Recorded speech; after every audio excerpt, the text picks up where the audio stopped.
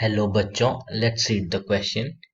Two identical pendulums are oscillating with amplitudes 1 centimeter and 2 centimeter.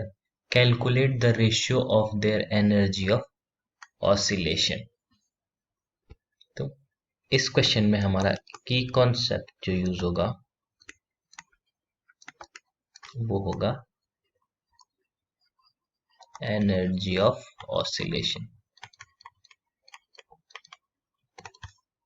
Energy of oscillation का जो formula होता है वो होता है E is equal to half m omega square a square. यहाँ m is equal to mass omega is angular frequency.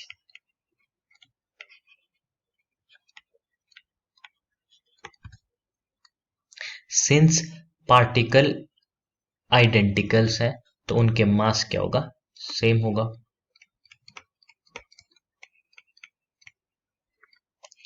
Same for identical pendulums. Similarly जो हमारा ओमेगा है वो भी क्या हो जाएगा, सेम हो जाएगा for identical pendulums.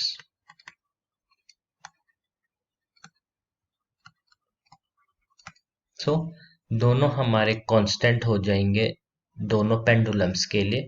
So we can say is in this case E is directly proportional to a square. अब गिवन है फॉर फर्स्ट पेंडुलम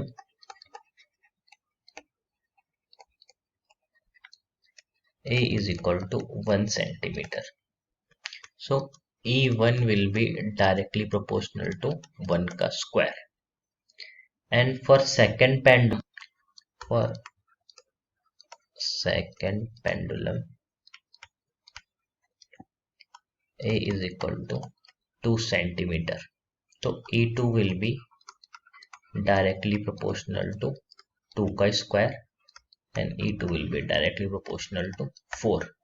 अब हम E1 और E2 का रेशियो लेते हैं तो वो हो जाएगा E1 by E2 is equal to 1 by 4. तो यहाँ से E1 रेशियो E2 आ जाएगा 1:4. So this will be the ratio of their energy of oscillation. So the final answer will be 1:4. I hope you understood it very well. Best of luck.